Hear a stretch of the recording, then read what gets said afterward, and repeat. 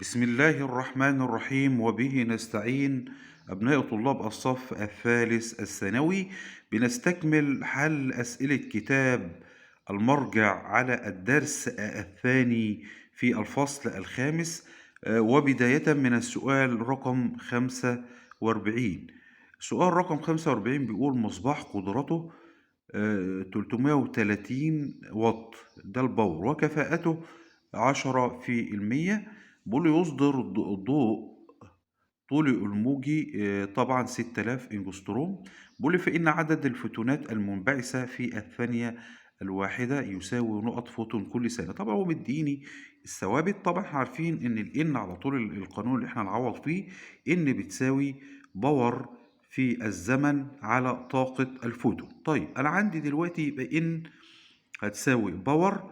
هنا طاقة الفوتون اللي هو طبعا طاقة الفوتون اللي هي طبعا بتساوي ايه؟ بتساوي طاقة الفوتون بتساوي سي في اتش على لامدا، وبالتالي اللامدا مقام المقام يطلع البسط، يبقى اذا باور في لامدا في التي اللي هو الزمن على سرعة الضوء في ثابت بلانك. يبقى اذا نبدأ على طول الان هتساوي طبعا 33. طبعا 33 ليه؟ انا ديت الكفاءة بتاعة القدرة اللي هي 10%. يعني هضرب 330 في 10 في 10 على 100 هتطلع 33.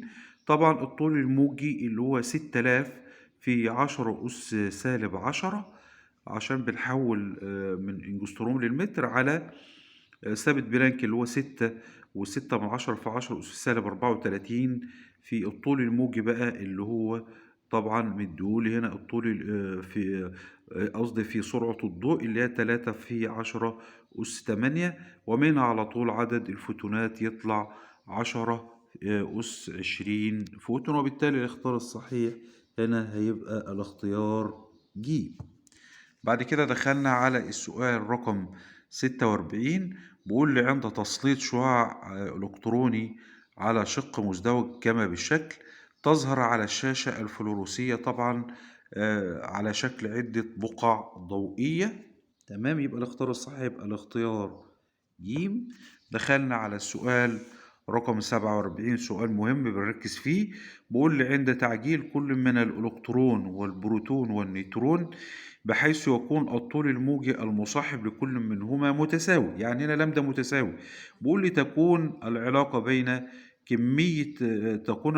كمية الحركة لكل منهما. يعني هنا طبعا احنا عارفين اللي هو بي ان.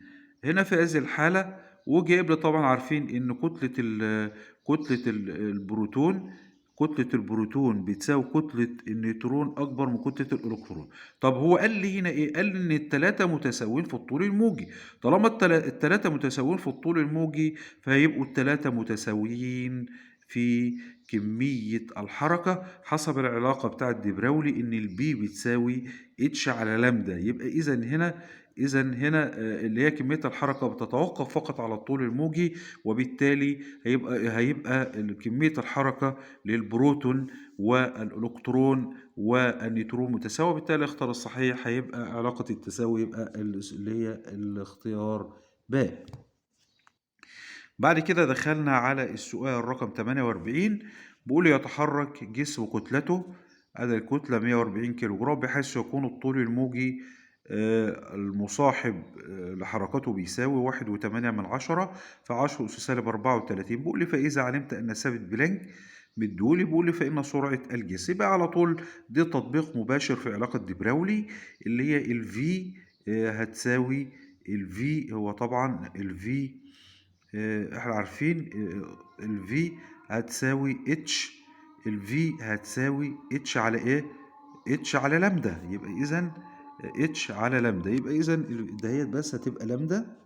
خلاص عدلناها واضحة، عدلتها بالاحمر اهو اتش على لامدا.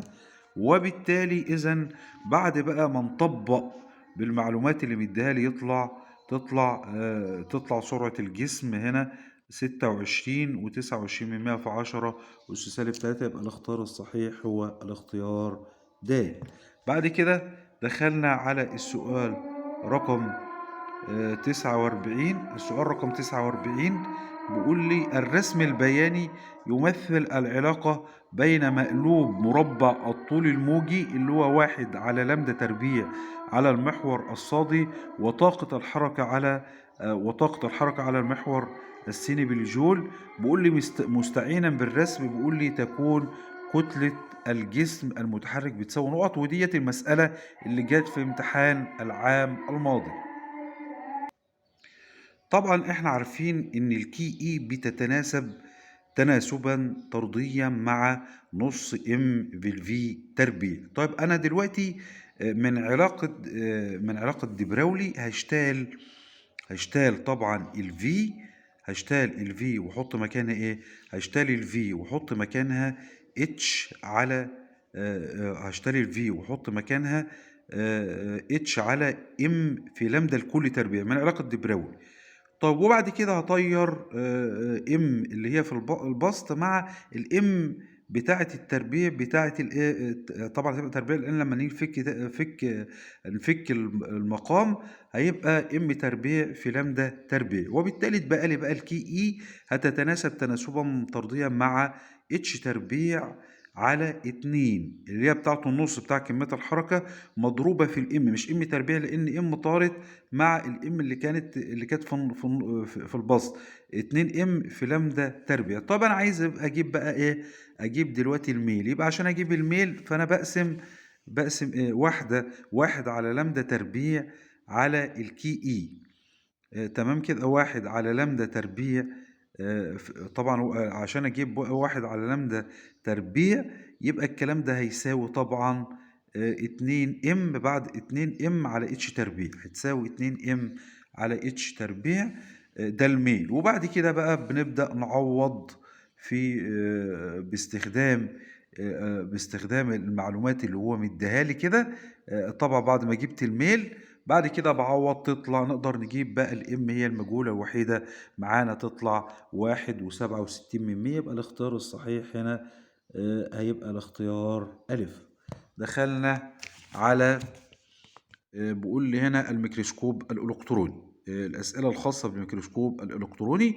دخلنا على السؤال رقم 50، بيقول إذا كان الطول الموجي المصاحب لحركة الإلكترون أقل من المسافات البينية لذرات السطح، فإن طبعا هو طالما الطول الموجي أقل من المسافات البينية يبقى إذا دلوقتي الفوتون هيقدر ينفذ خلال إيه؟ الفوتون سوف ينفذ خلال الفتحات البينية، اللي هو طبعا يبقى الاختيار الصحيح هنا هيبقى الاختيار طبعا باء.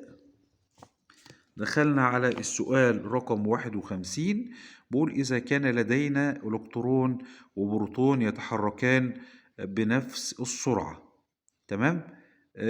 إذا أنا معايا دلوقتي الإلكترون والبروتون يتحركان بنفس السرعة، فهو عايزين نتكلم عن الطول الموجي بتاع كل واحد منهم.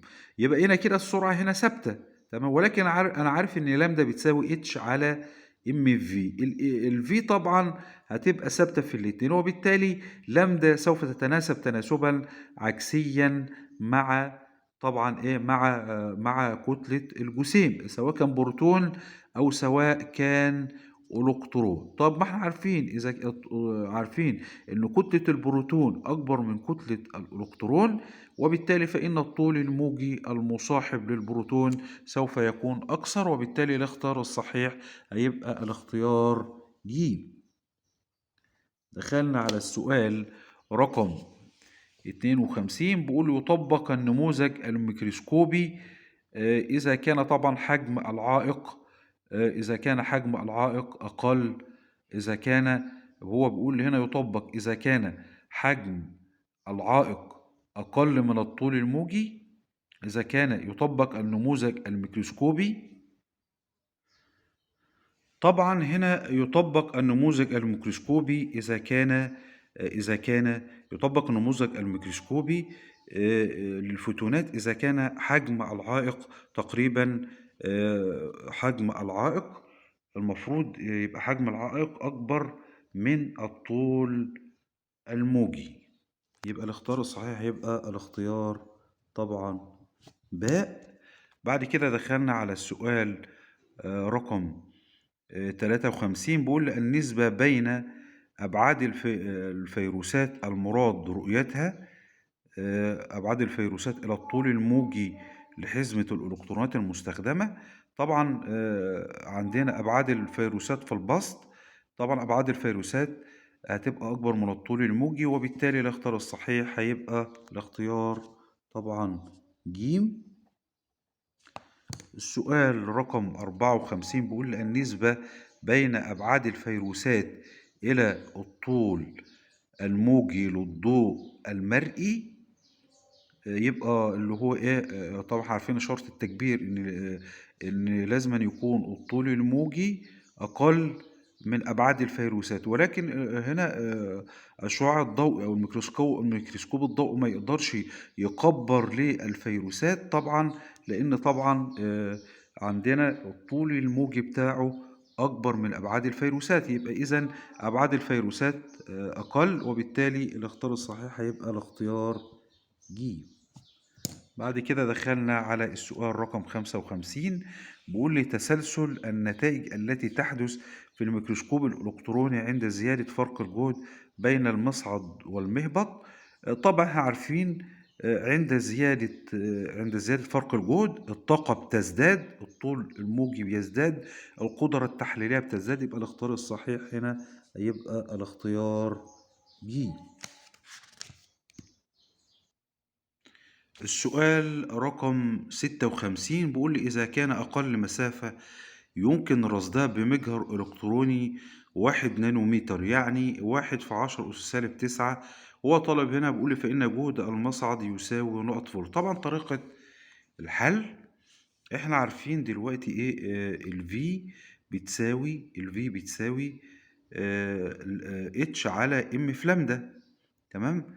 هو طبعا مديني هنا ايه، مديني الطول الموجي فقط مديني هنا الابعاد اللي هو الطول الموجي يعني. وبالتالي هيبقى معايا ثابت بلانك اللي هو في البسط اللي هو 6.6 في 10 في 10 سالب 94 سالب 34، 6.6 في 10 أس سالب 34 على 9.1 في 10 أس سالب 31. ده كتلة الإلكترون مضروبة طبعا في الطول الموجي اللي هو 10، اللي هو الأبعاد يعني 10 أس سالب 9 أو 1 في 10 أس سالب 9. يبقى هنكتب بس نوت إيه، ده كتلة الإلكترون. تمام، ام إي. طب بعد كده كده جبت السرعة هنا طلعت 7.28 في 10 أس 5 متر على الثانية. طب بعد كده بقى بعوض بقى في العلاقة التانية اللي هي الإي اللي هي شحنة الإلكترون في فرق الجهد، بتساوي نص في تربيع. وبالتالي على طول أقدر أجيب بقى فرق الجهد هنا. بنعوض بقى عن هذه القيم. طلع فرق الجهد ب1.5 فولت، وبالتالي الاختيار الصحيح هنا هيبقى الاختيار طبعا ألف.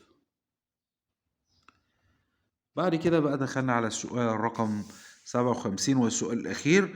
بيقول لي تعتمد فكرة عمل الميكروسكوب الإلكتروني طبعا على الطبيعة الموجية للإلكترونات، وبالتالي الاختيار الصحيح هنا يبقى الاختيار ألف. وبنشكركم، والسلام عليكم ورحمة الله وبركاته.